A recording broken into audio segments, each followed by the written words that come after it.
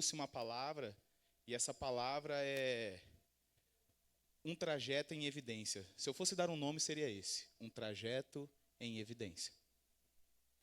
Nesses últimos dias eu tenho vivido algumas coisas e o Senhor tem falado comigo de certa forma, onde Ele tem me revelado um pouquinho daquilo que Ele tem para mim e talvez daquilo que Ele também tenha para você.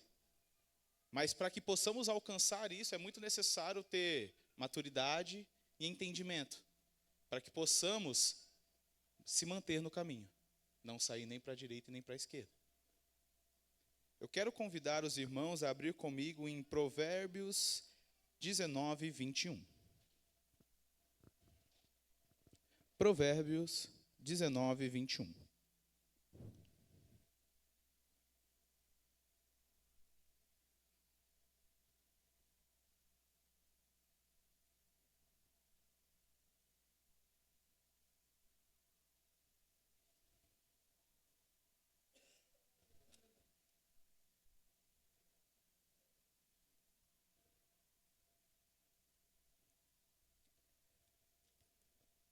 Os irmãos encontraram? Amém? E para iniciar, eu quero fazer uma pergunta. Irmãos, quantos de vocês já fizeram planos? Quantos de vocês já chegaram no início do ano e começaram a planejar e falar: esse ano vai ser assim, esse ano eu vou fazer isso? Eu confesso que eu já fiz isso muitas vezes, e eu ainda faço. Acho que toda semana eu chego na minha mulher com um plano diferente. Amor, vamos fazer isso daqui que vai dar certo. E hoje em dia, quando a gente cai no Instagram, no YouTube, e de repente tem diversos coaches ou pessoas que começam a nos ensinar a planejar direito, e todo mundo tem uma fórmula do sucesso. Faz sentido o que eu estou falando para vocês? Toda vez que a gente abre o celular, tem alguém que nos revela um plano diferente, ou o mesmo plano que outra pessoa já revelou, mas todo mundo promete sucesso, todo mundo promete bênçãos. Então é muito comum hoje em dia todo mundo se planejar para tudo. Começa o dia já se planejando. Não, hoje eu vou trabalhar, depois que eu chegar do meu trabalho, eu vou limpar a casa. Depois que eu limpar a minha casa, eu vou ter um pouquinho de tempo e eu vou tirar esse tempo para ler um livro e eu vou dormir. Aí você vai para o trabalho, sai do trabalho, chega em casa, fica no celular umas 2 horas. Aí você limpa só o que deu para limpar da casa e o livro ficou para lá. Você já está na hora de dormir. Mas é muito comum hoje a nossa vida, ela está rodeada de planos. A todo momento estamos fazendo planos e planos e planos. Eu lembro da minha infância que o único plano que eu realmente fazia era quando a gente ia para a praia. Era o sinônimo de planejamento na minha mente quando eu era criança, era ir para a praia. Porque o restante, eu não tinha plano. Eu nem sabia se eu ia para a escola, quem sabia era minha mãe. Eu só acordava. E de repente, alguém me arrumava e aí eu ia para a escola e chegava na escola, eu nem sabia que aula eu ia ter. Eu só chegava lá e o professor falava: vamos estudar isso aqui hoje. E aí eu ia brincar, pastor, e de repente eu voltava para casa e adivinha, eu não sabia o que eu ia fazer. Então eu ia brincar. Mas aí eu chegava em casa e às vezes minha mãe estava arrumando a casa, então eu tinha que ajudar ela. Muitas das vezes eu não ajudava, irmão. Eu só desajudava. Ela arrumava e eu bagunçava. Mas quando criança, os planos não faziam parte da minha vida. A não ser quando eu tinha que ir para a praia. Porque aí eu já sabia, pastor, tinha que fazer a mala, tinha que ter roupa e tinha que ter muita comida para no caminho ir comendo. Então, sinônimo de plano para mim na infância era ir para a praia. Era o único plano que eu tinha em mente. Se me perguntasse: Douglas, o que você quer ser no futuro? Eu falaria: eu quero ser presidente. Porque o meu pai, e eu via quando ele olhava para as questões políticas, o amor que ele tinha naquilo e o quanto ele via valor naquilo. Então eu queria ser algo que meu pai via valor. Então eu queria ser o presidente. Mas eu tinha um plano para aquilo? Não, eu só queria ser. E a pergunta hoje é: quais planos você tem feito? Pare para pensar junto comigo. Quais planos você fez esse ano? Foram 5? Foram 10? Foram 20? Eu já perdi as contas, pastor, de quantos eu fiz. De quantos eu concluí e quantos eu não concluí. Mas falando com Deus eu aprendi uma coisa: planos são como viagens. E por que planos são como viagens? Porque viagens são momentos em que passamos por um período onde a gente caminha para chegar num objetivo. É igual ir para a praia, irmão. Ninguém fala assim, eu vou para a praia, cheguei na praia. Não, tem que pegar o carro, tem que entrar ali na Bandeirantes e tem que, andar bastante. Tem um caminho a se fazer para conseguir chegar lá. E o plano é a mesma coisa. Existe um caminho que precisamos cumprir para conseguir chegar onde queremos. Então é como uma viagem. E essa palavra em Provérbios 19:21 vai dizer assim: há muitos planos no coração do ser humano, mas o propósito do Senhor permanecerá. Repita comigo: permanecerá. Permanecerá. Douglas, qual é o sentido de começarmos esse culto falando de planos, falando de viagens? O intuito é entender, irmãos, que todos nós temos um destino, amém? Quem está comigo concorda comigo que o nosso destino é o céu, amém? Quem aqui quer ir para o céu? Quem aqui foi salvo para ir para o céu? Então a gente já tem um destino. Nós não temos essa preocupação. Eu confesso para os irmãos que eu não ligo de sair de casa sem ter para onde ir. Tipo assim, vamos comer. Quem já passou por isso? Acho que todo homem, né? Vamos comer. Eu saio de casa, irmão. Eu não tenho problema na minha cabeça de não saber aonde eu vou comer. Eu só sei que eu vou comer. Agora, para minha esposa, não. Se eu não falar para ela o lugar, aonde vai ser, qual que é o prato, eu tenho um problema, pastor. Porque dependendo do lugar, muda a roupa. Dependendo do prato, muda a maquiagem, porque às vezes lambuza muito. Enquanto eu só quero sair de casa, irmão. O Senhor parece que Ele já economizou um pouquinho de nós, sabe? Ele já nos definiu o nosso destino. Ele já definiu o lugar para onde vamos. Eu creio que não tem ninguém aqui com dúvidas sobre para onde deseja ir. Douglas, eu acho que eu quero ir para o céu da direita. Não, eu acho que eu quero ir para o céu da esquerda. Não tem, irmãos. Todos nós desejamos ir para o céu. Para o lugar onde Cristo se entregou para nos dar de presente. Amém? E o que sobra para nós a partir daí? Se já temos o destino definido, sobra a viagem. Sobra o percurso. Sobra o momento em que aceitamos a Cristo e o momento onde encontraremos com Ele. Essa diferença é o que sobra. E o que fizermos nessa viagem, o que fizermos nesse percurso, como nos comportarmos ou como olharmos para isso, vai definir se chegaremos ou não chegaremos no destino.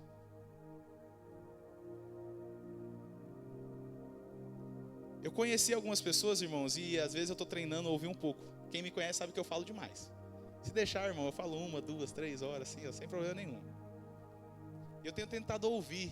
Teve algumas vezes que eu ouvi alguns irmãos, assim, que falavam, nossa, eu fui para a praia foi muito boa, mas demorou demais no caminho. Vixe, pegamos uma chuva que, pelo amor de Deus, tive que ficar 2 horas parado no posto porque era muita chuva. E a pessoa reclamando da viagem, ela estava muito feliz com a chegada. Mas da viagem, reclamações e reclamações.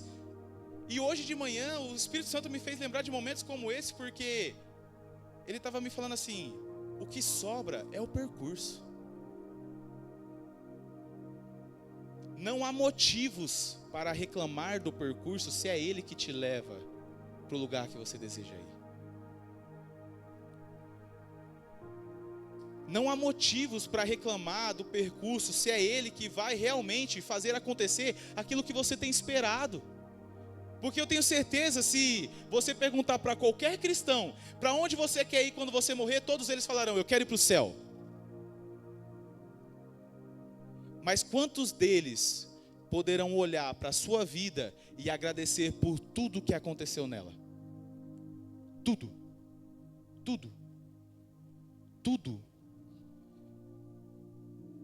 Terão irmãos que falaram: Douglas, não, mas na minha infância eu passei por problema A, B, C, D, E.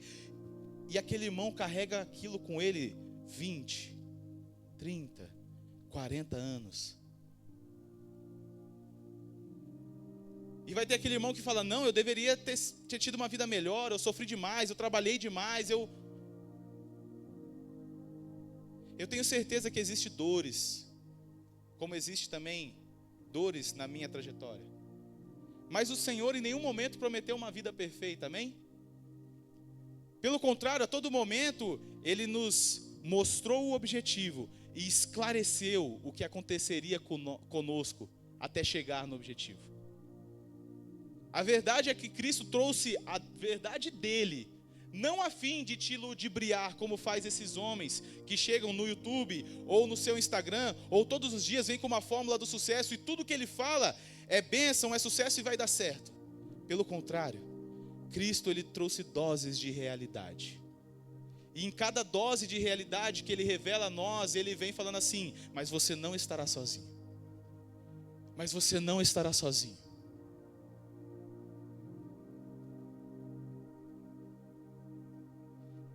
E eu falei: Senhor, entendi. Eu entendi o ponto. Mas a partir daí, o que podemos fazer?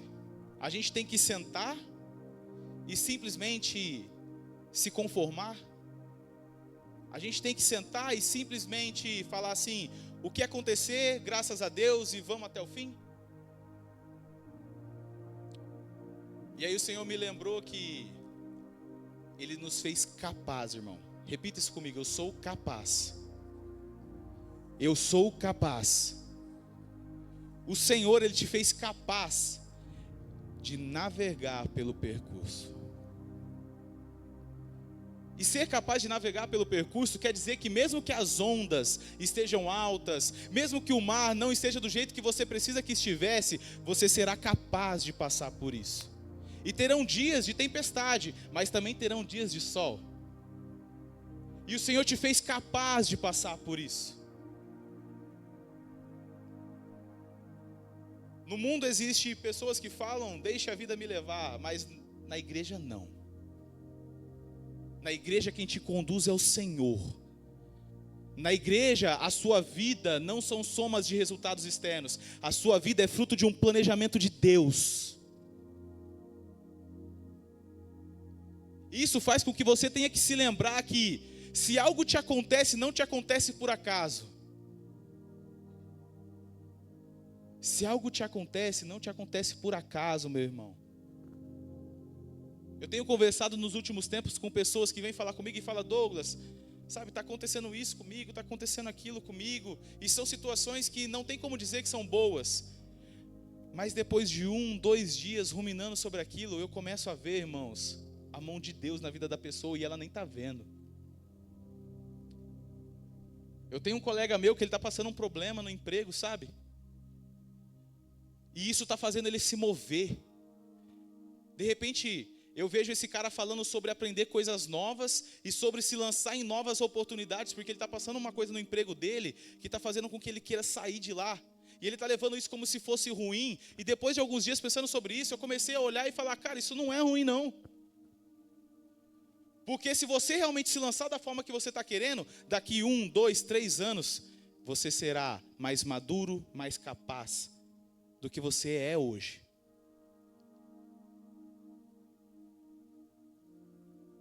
Mas, se não colocarmos no nosso coração que quem nos capacita para conduzir o barco é o Senhor, sabe o que acontece, irmãos?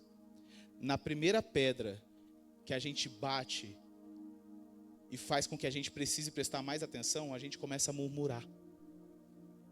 A gente começa a falar: essa pedra aqui, esse problema na minha frente.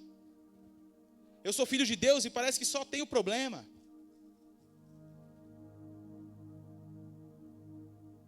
E nesse momento eu vejo que o Espírito Santo, que tem tido um trabalho tão cuidadoso com os filhos do Senhor, parece que o Espírito Santo olha para a gente e fala assim: não é nada disso. Você está entendendo tudo errado.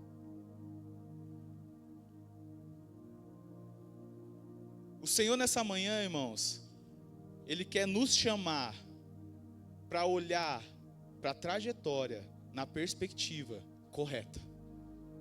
Para que possamos passar por ela sem desanimar, sem nos frustrar, sem nos deixar abater. Para que todos os dias possamos acordar com certeza de que vamos vencer. O caminho já foi definido e passaremos pelo trajeto firmes, alegres, felizes, seguros no Senhor.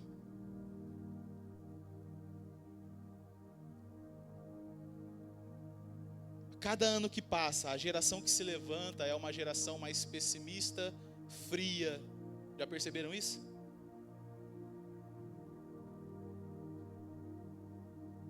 A cada ano que passa, preferimos ter menos amigos. Cada ano que passa, preferimos sair menos.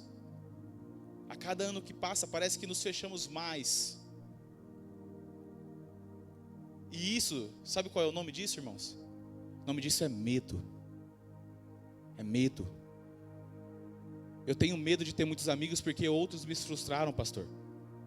Eu já tive muitos amigos e aí alguns me apunhalaram, então eu tenho medo, prefiro ter poucos.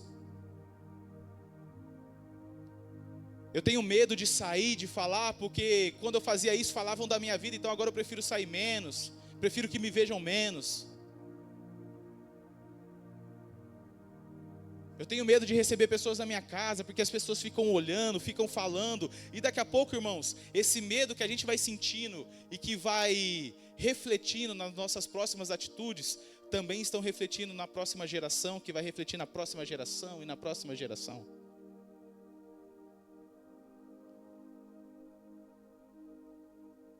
Tem alguns anciões que eu vejo aqui, que vão dizer que com certeza que na época deles era normal ter 5, 6, 7 filhos. E de repente hoje, se um casal falar que vai ter 2, eu já acho que é muito, hein?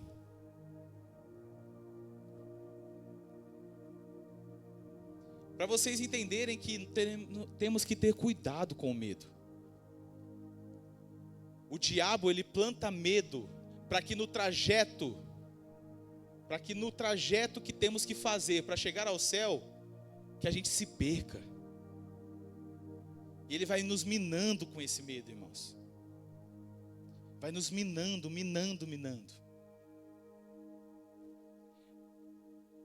E aí você fala, Douglas, ok. Mas qual é a chave então? Como vamos navegar? Como vamos passar por esse trajeto sem ter esse medo? Sem nos perder? Como faremos então? Para olhar da perspectiva correta a partir daí. Para isso, irmãos, eu convido os irmãos a abrirem comigo em Mateus 4.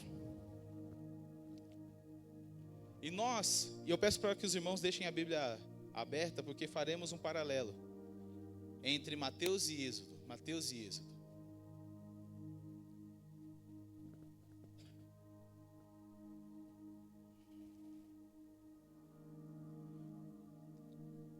Mateus 4, a gente começa a falar sobre Cristo e sobre o momento onde, após o batismo, ele é levado para o deserto. E a palavra vai dizer que ele vai para o deserto para passar por provações. Ele não está indo lá andar e de repente foi encontrado pelas provações. Ele vai para o deserto para passar pelas provações. É uma afirmação. Quem aqui já aceitou a Cristo como Senhor e Salvador? A partir do momento que você fez isso, meu irmão, sabe para onde que você foi? Para o deserto. A partir do momento que você aceitou a Cristo, o seu destino foi definido. E o que sobra é uma trajetória. E onde essa trajetória começa? No deserto. Douglas, por que a nossa trajetória começa no deserto? É porque nesse lugar o Senhor vai te ensinar a passar por todo o caminho. E tem desertos que duram um pouco mais e outros duram um pouco menos. Mas em todos eles o seu propósito é nos preparar para passar por todo o caminho. Mateus 4 vai dizer assim. Passou um minuto que eu falei com os irmãos e eu não abri.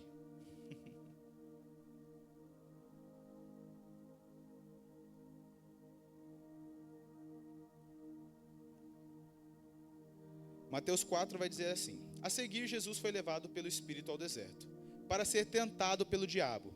E depois de jejuar 40 dias e 40 noites, teve fome. Então o tentador aproximou-se e disse a Jesus: se você é filho de Deus, repita comigo, se você é filho de Deus, mande que estas pedras se transformem em pão. Jesus, porém, respondeu. Pode repetir comigo, irmão. Jesus, porém, respondeu: está escrito, o ser humano não viverá só de pão, mas de toda palavra que procede da boca de Deus. Irmãos, Jesus ele é levado para o deserto para passar por tentações após fazer o seu momento de batismo. E depois de passar 40 dias e 40 noites em jejum num deserto, vem a primeira tentação. Sabe do que isso me lembra? Quem mais foi para o deserto? Vocês se lembram? O povo. No Êxodo. Foi levado para o deserto também. E aqui começa o nosso paralelo, para entender um pouquinho de como nos prepararmos para passar pelo trajeto. O povo, quando vai pelo deserto, eu não sei se vocês lembram, mas muitas pessoas falam disso, e existem diversos cortes falando disso, né? O povo que foi salvo por Deus e de repente estava com saudade do Egito, estava com saudade de cebolas, e que para nossa cultura casa até uma repulsa, né? Porque a gente até come a cebola quando está num bifezinho gostoso, mas pegar uma cebola crua e dar uma mastigada é outra coisa. Então, meus irmãos, um povo salvo por Deus, um povo liberto por Deus, um povo que tinha todos os motivos do mundo para seguir, se ajoelhar, se prostrar e fazer tudo o que aquele Deus pedia, olha e sente saudade da velha vida, e pede para comer algo que muitos de nós, mesmo com fome, se estivesse em cima da mesa, não comeria.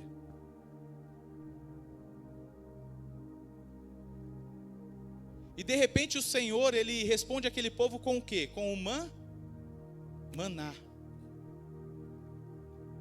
E aqui vem uma primeira certeza, irmãos. Antes, quando o povo passava no deserto, ele acreditava que a única fonte de alimento era o maná. Porque no deserto não tem comida e não cresce plantas. Mas então, quando Jesus está no deserto, e o diabo o tenta e fala assim: transforma essa pedra em pão e coma. Jesus olha para ele e fala: está escrito, o ser humano não viverá só de pão, mas de toda palavra que procede da boca de Deus. Irmãos, no momento que Jesus vai para o deserto e passa pela primeira tentação, sabe o que ele está olhando para Satanás e falando? Antigamente, no deserto, a única coisa que alimentava era o pão. A única saída era uma provisão, e era uma provisão física.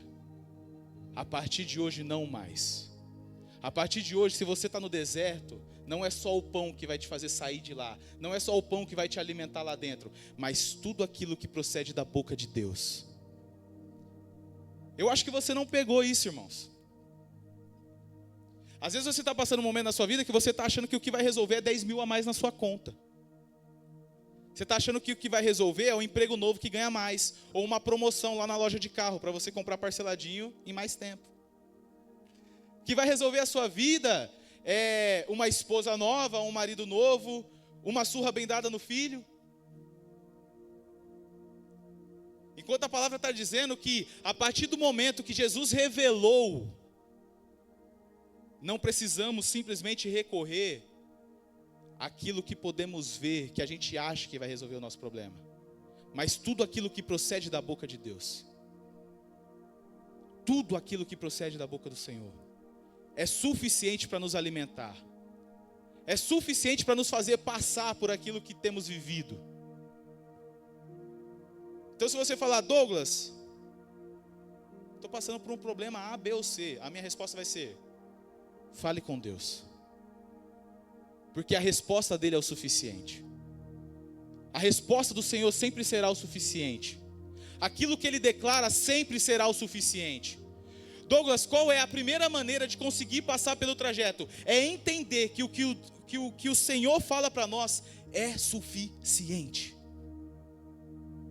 A gente recorre a muitas saídas, irmãos. A gente vem domingo aqui, domingo após domingo, domingo após domingo, domingo após domingo, e a gente recorre ainda a diversas saídas. A gente fala assim: Senhor, me traz uma saída. Saindo daqui, a gente vai atrás de outra saída. E aí, na quarta-feira, a gente vai atrás de outra saída.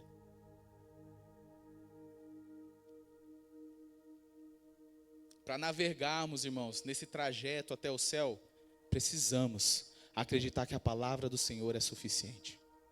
E dela poderemos viver. Amém?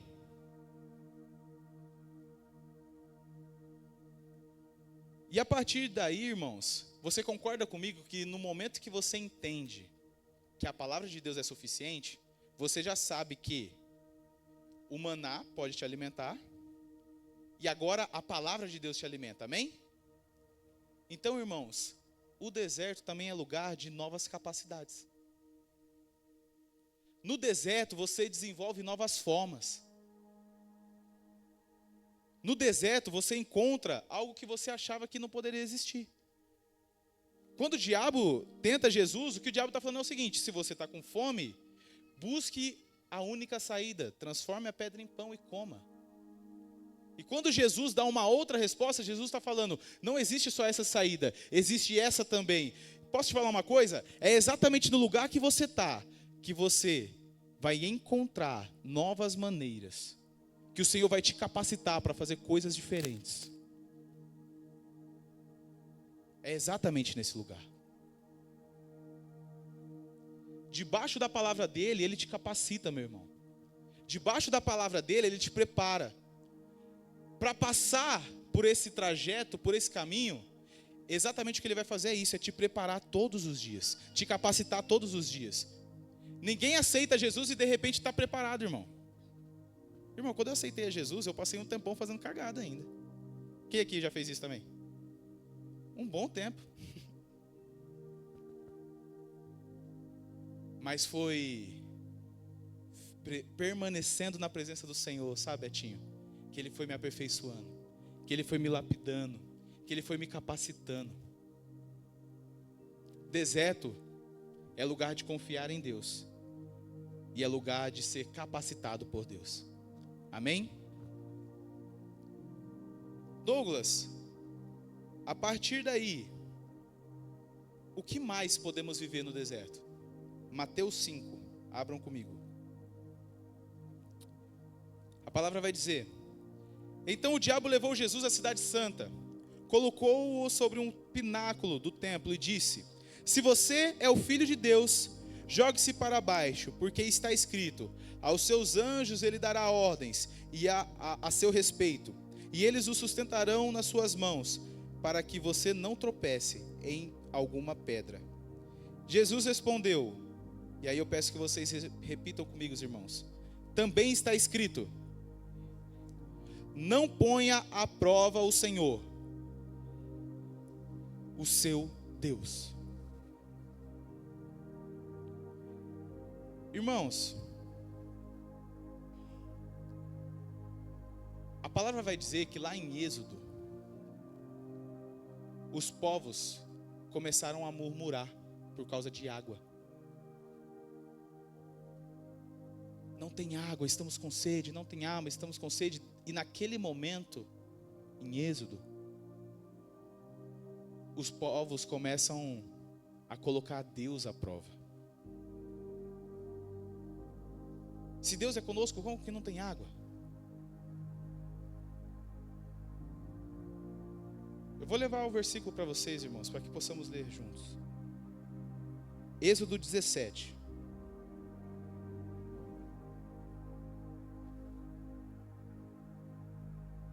A palavra vai dizer: toda a congregação dos filhos de Israel partiu do deserto de Sim, fazendo suas paradas, segundo o mandamento do Senhor, e acamparam em Refidim, mas ali não havia água para o povo beber.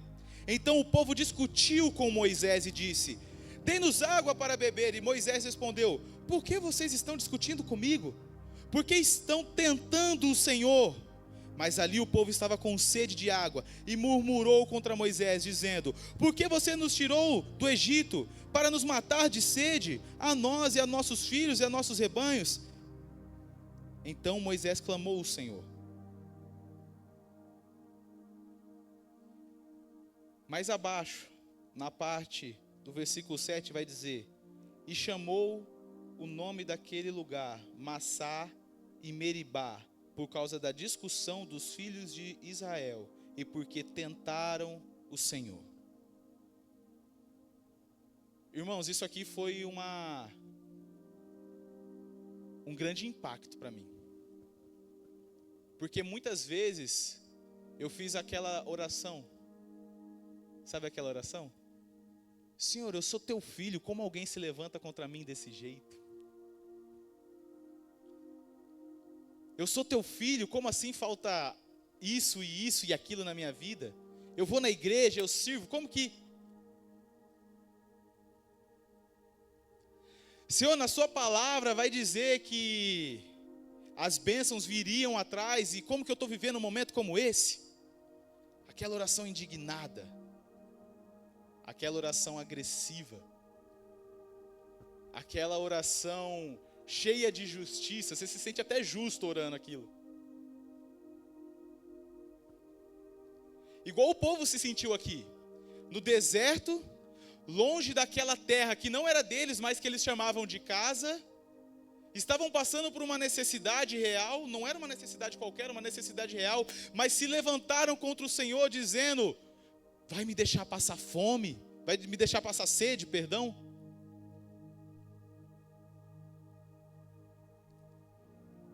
No trajeto para a salvação, não há lugar para ficarmos tentando o Senhor.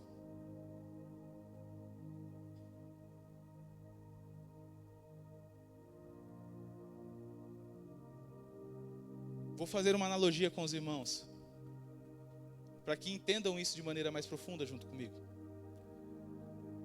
Certo dia um homem saiu de casa e, na hora de ir pegar o carro na calçada, ele tropeçou e quebrou a perna.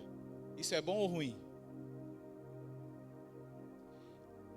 Por ter quebrado a perna, ele não pôde ir na entrevista de emprego.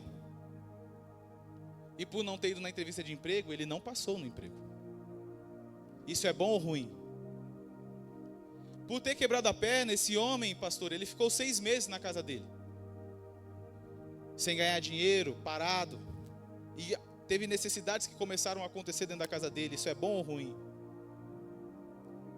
Mas nesse mesmo tempo, esse homem descobriu uma ferramenta nova e ele começou a estudar aquilo. Ele tinha tempo, não tinha o que fazer, ficava sentado na sala o dia todo. 6 meses estudando aquela ferramenta, irmão, ele ficou muito bom naquilo. Quando ele se recuperou, meu irmão, esse homem foi atrás de um outro emprego. E ele só passou porque sabia trabalhar com aquela ferramenta. E nesse novo emprego, ele ganhou muito mais do que naquele emprego que ele não conseguiu fazer entrevista 6 meses atrás. Entendendo o contexto geral, quebrar a perna para aquele homem foi bom ou foi ruim?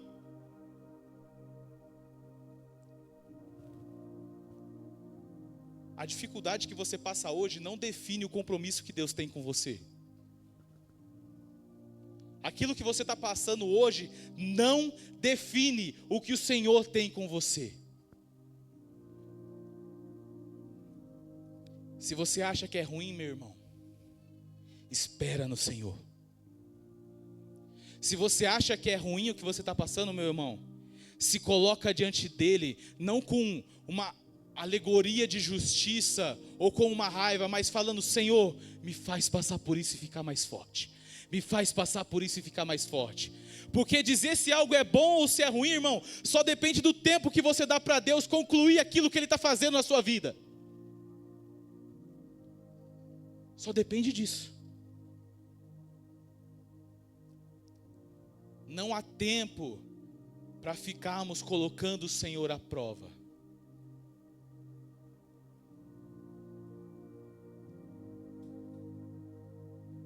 Mateus vai dizer: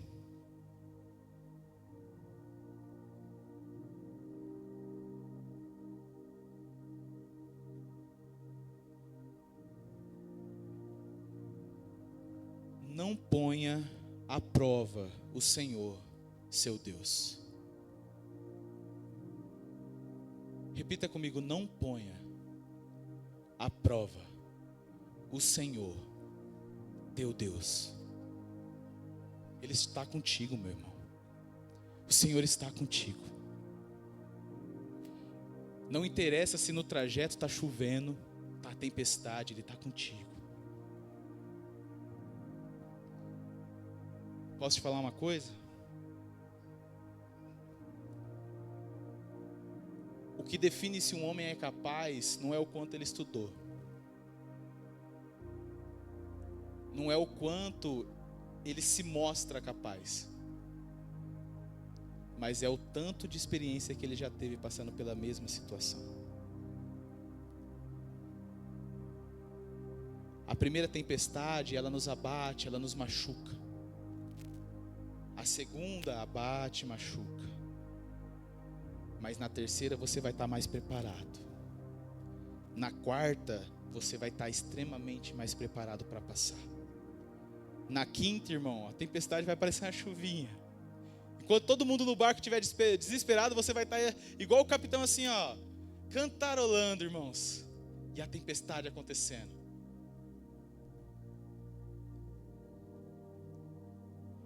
É igual aquela família patriarcal. Quem já viu aqueles... Tem muitos filmes assim, né? Americanos da família patriarcal, onde o filho, o neto sempre se reúnem com o avô, que é o mais velho e tudo mais. Tem momentos onde a família está desesperada e o velhinho está como? Sossegado.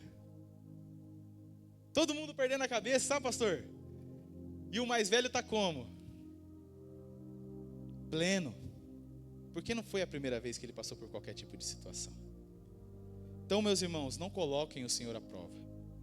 Confiem nele. Ele está te fazendo mais capaz de passar pela próxima prova. Amém? Indo para o final, Douglas, qual é a próxima forma de passarmos por esse trajeto até chegar ao nosso destino? A palavra vai dizer também em Mateus 8.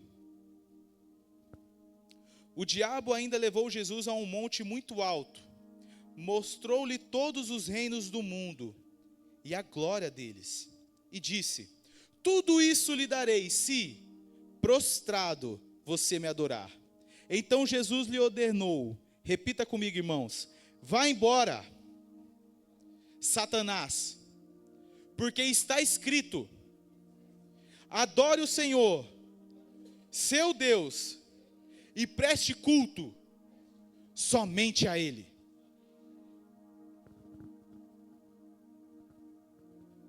Deserto, irmãos, é o lugar de mostrarmos aonde estamos firmados. Aonde estamos firmados. Se no trajeto nós não estivermos bem firmados em Deus, não chegaremos no destino. Se estivermos mais preocupados com o dinheiro, não chegaremos no destino. Se estivermos mais preocupados com o conforto, não chegaremos no destino. Se estivermos mais preocupados com a carreira, não chegaremos no destino.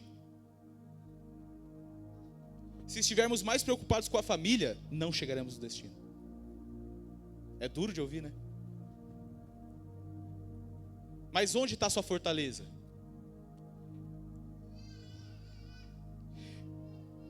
Eu venho de uma igreja, irmãos. Para quem me conhece, a gente veio da Quadrangular. Eu, o Gô, que está aqui.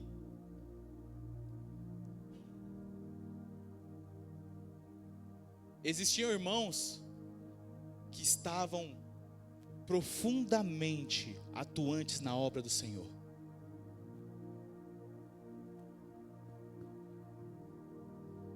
Bastou o homem, o patriarca, se desviar por um momento, a família inteira caiu.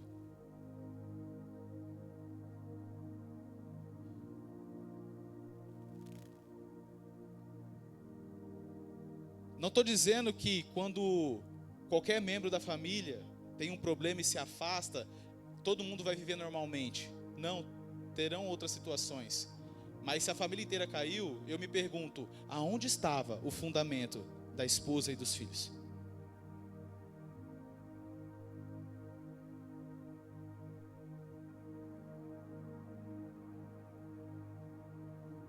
Faça essa pergunta: se a pessoa que está do seu lado, que você veio junto com ela, um dia não quiser nunca mais vir nesse lugar, você continuará frequentando esse lugar?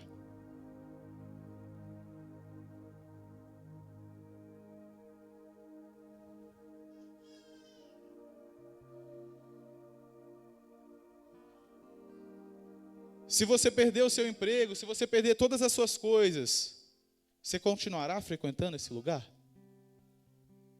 Eu me faço essa pergunta, irmãos, ela me machuca tanto.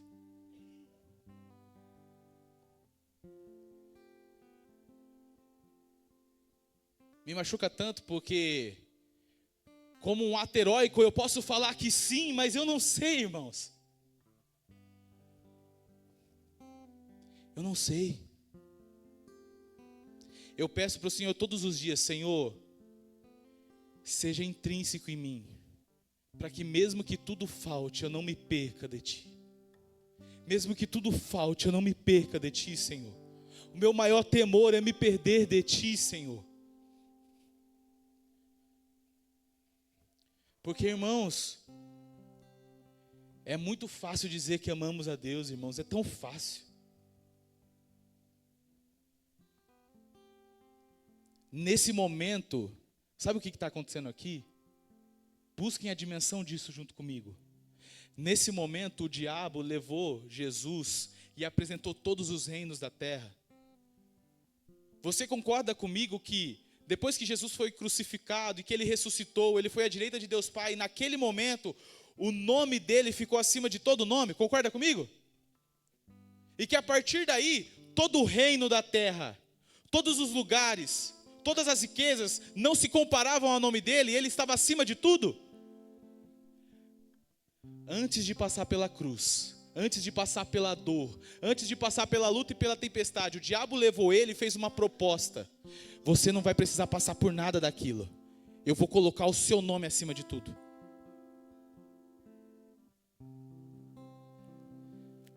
Essa foi a proposta de Satanás.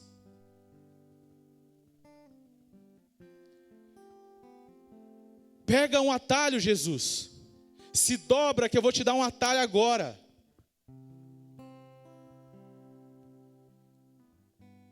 Jesus não falou assim, hoje eu não quero. Às vezes a gente faz isso, né, irmão? O pecado vem à nossa porta, a gente não aceita ele, mas a gente também não expulsa, pastor. A gente só fala assim, hoje não. E a gente sabe que ele vai voltar amanhã.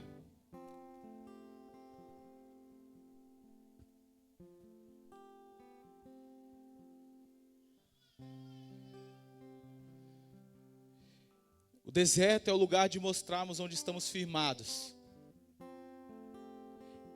Para que na trajetória não nos desviemos. Para que mesmo que tudo venha a acontecer, ou nada venha a acontecer, você permaneça.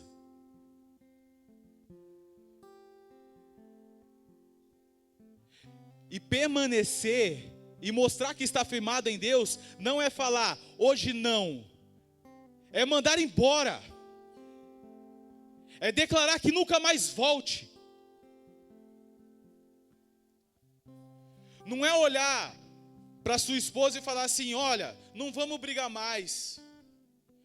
Me perdoa por ontem. É declarar, a partir de hoje, eu não aceito mais brigas desse jeito.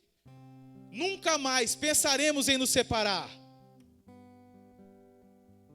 Eu declaro que o espírito da separação, do corrompimento, vai embora.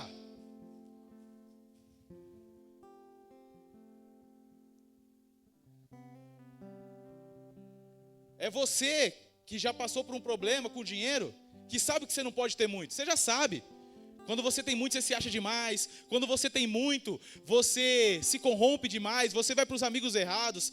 É olhar para si mesmo e falar assim: eu não sou do muito. Porque se eu for para o muito, eu me perco. Então, Senhor, me permaneça no pouco. Porque eu prefiro o pouco e chegar no céu do que o muito e não chegar lá.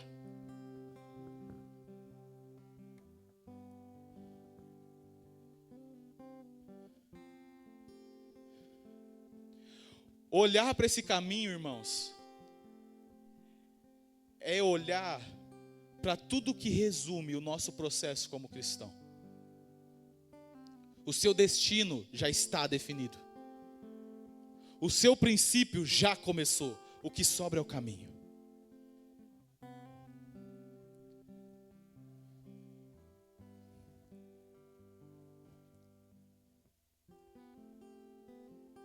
Jesus, nesse momento, ele passa pelas provações, irmãos. Nesse momento, Jesus, ele conclui o aprendizado. Lembra quando eu falei para você que o número de provas te capacita para viver a próxima? Nesse momento, Jesus saiu do deserto pronto para tomar chicotadas e não parar. Ele saiu do deserto pronto para colocar uma coroa de espinhos sobre a cabeça dele e ele não parar. Ele saiu do deserto pronto. Ele saiu do deserto pronto.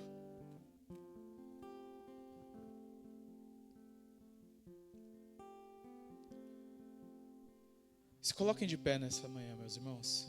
Vamos orar.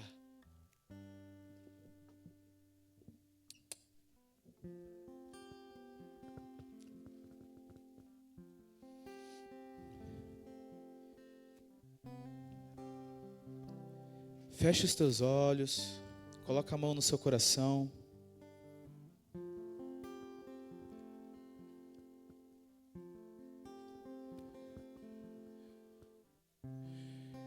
Comece a pensar no seu trajeto, no seu caminho. Como que começou a sua vida de fé? Foi através do seu pai te obrigando a ir para a igreja? Ou foi através do seu pai que não aparecia na sua casa e aí você foi para a igreja achar um outro pai? Foi através de uma menina bonita que no final nem deu bola para você, mas você ficou lá? Como que começou?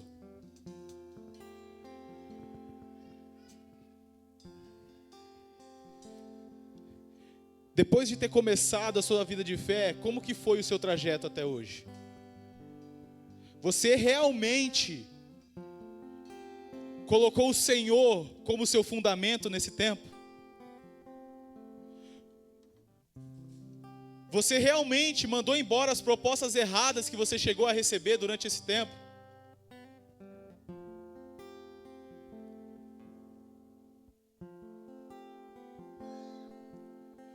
Você realmente colocou o Senhor como a sua base e firmamento durante esse tempo?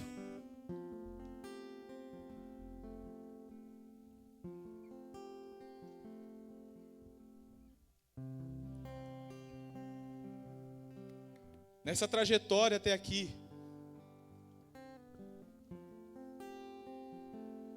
você realmente confiou no Senhor e naquilo que Ele tem feito? Nos momentos bons e ruins que você passou? Sem murmurar, sem colocar Ele à prova?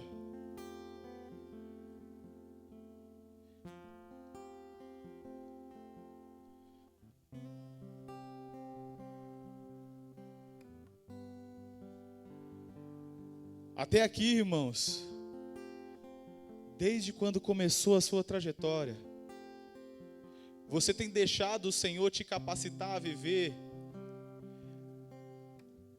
Tem deixado o Senhor te mostrar novas formas de viver e tem acreditado na palavra dEle? Sem ficar buscando outras saídas?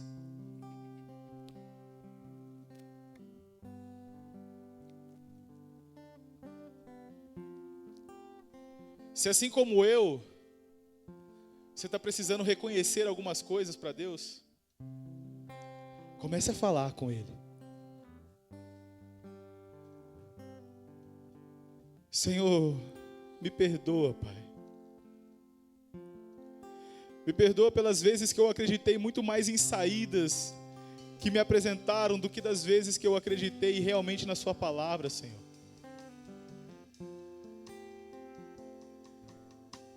Me perdoa, Senhor. Me perdoa das vezes que eu achei que o Senhor estava fazendo pouco ou estava se esquecendo de mim. E que eu achei que aquilo que estava acontecendo na minha vida era uma certeza de que o Senhor tinha me abandonado, Pai. Me perdoa, Senhor.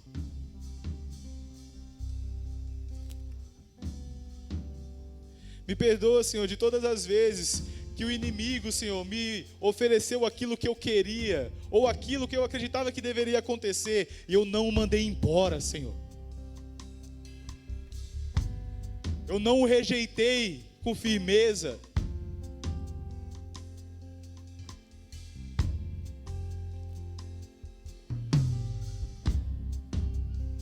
Senhor, nessa manhã, Pai, o Senhor nos revelou, Pai, de que forma devemos caminhar, Pai, até a salvação. Eu te peço, Pai, que o Senhor coloque isso em nosso coração, Pai, e que possamos nos lembrar todos os dias, para que não venhamos a cometer os mesmos erros que já cometemos, mas que todos os dias o Senhor nos capacite a ser melhor do que somos, para que a cada momento, Pai, possamos passar por esse caminho, dando glórias ao Teu nome, tendo a confiança firmada em Ti, Pai, com a esperança naquilo que temos certeza que acontecerá, Deus. Vivifica a nossa alma e o nosso coração, Pai, porque o Senhor está nos chamando, Pai. Está nos chamando a nos lembrar que existe uma promessa, Senhor. Está nos chamando a nos lembrar que existe uma promessa sobre nós, Papai.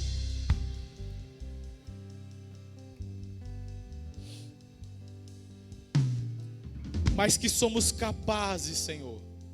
Capazes.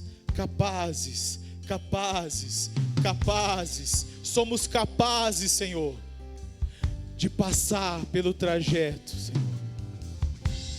Firmes em Ti, Deus.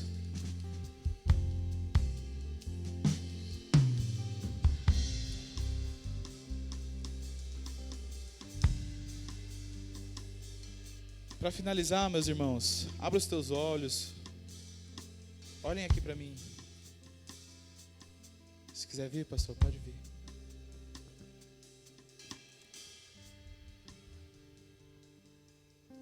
O Senhor, Ele não está se lembrando de você. Olhem aqui para mim. O Senhor não está se lembrando de você como um amigo que lembra de um amigo. Sabe quando a gente lembra daquele amigo, mas a gente nem chega a mandar uma mensagem, nem nada?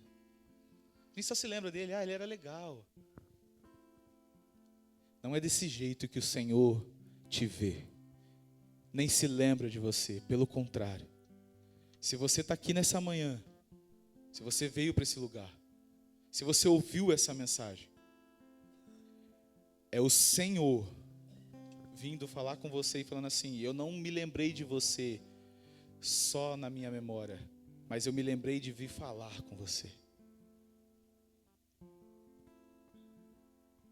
Eu me lembrei de vir te convidar a caminhar de novo até aquele lugar que eu já te prometi.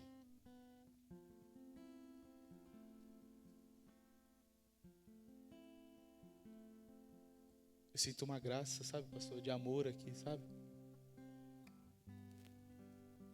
Amor.